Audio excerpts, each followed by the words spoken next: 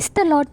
திடீர்னு வெயில் அடிக்க தொடங்கினதும் ஒரு குளத்தில் இருந்த தண்ணியெல்லாம் வத்த தொடங்கிட்டு, குளத்தில் இருந்த தவளை மேடான உயரத்தில் இருந்த அடுத்த குளத்துக்கு போவதுக்கு ட்ரை பண்ணும் பொழுது, பக்கத்தில் இருந்த இன்னொரு தவளை உன்னை விட மாட்டேன்னு சொல்லி காலை பிடிச்சி இழுத்துட்டு, கீழே விழுந்த தவளை ஏற்ற காலம் வரும் வரைக்கும் வெயிட் பண்ணி அந்த தவளை மேலே போக சமயம், என்ன நீ கீழே பிடிச்சி இழுத்தல, நான் உன்னை பிடிச்சி இழுப்பேன்னு இந்த தவளையை இழுத்தது.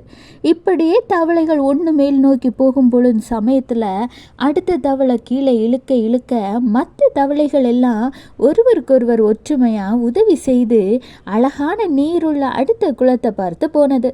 ஆனால் இந்த தவளைகள் அவர்களுக்குள்ளே இருந்த சண்டையினால் ஒரு தவளை பலகீனப்பட போய் மேலே ஏற உதவி இல்லாமல் 2 தவளைகளின் காலமும் இந்த வறண்ட குளத்திலேயே முடிந்து போயிட்டுங்க. சில சமயங்களில் நம்ம வாழ்க்கையும் இப்படி தாங்க இருக்குது. நம்ம ஞானமாக செயல்படாமல் நமக்கு தீங்கு செய்தவர்களை தாக்கணும்னு நினச்சி வீணாக்குறது அவங்க வாழ்க்கையை மட்டும் இல்லை, நம்ம வாழ்க்கை, நம்ம பிள்ளைகளுடைய வாழ்க்கை, நம்ம லட்சியம் குறிக்கோளையும் சேர்த்து தான். எல்லாத்துக்கும் மேலே ஆண்டவருடைய அழைப்பையும் தரிசனத்தையும் சேர்த்து தான்.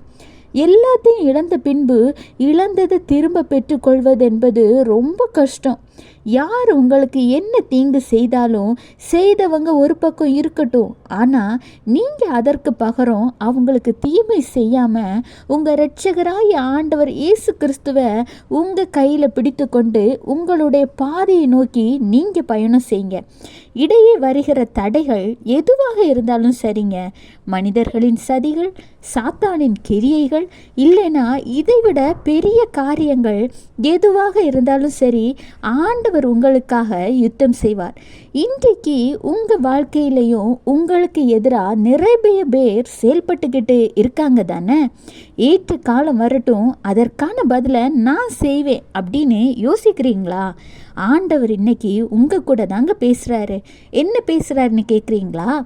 நீதிமொழிகள் 20:22 தீமைக்கு சரி கட்டுவேன் என்று சொல்லாதே, கர்த்தருக்கு காத்திரு, அவர் உன்னை ரட்சிப்பார். பார்த்தீங்களா? நீங்கள் தீமைக்கு சரி கட்ட வேண்டாங்க, கர்த்தருக்கு காத்திருந்து அவங்களுடைய வழியில் நீங்கள் பயணம் பண்ணிக்கிட்டே இருங்க.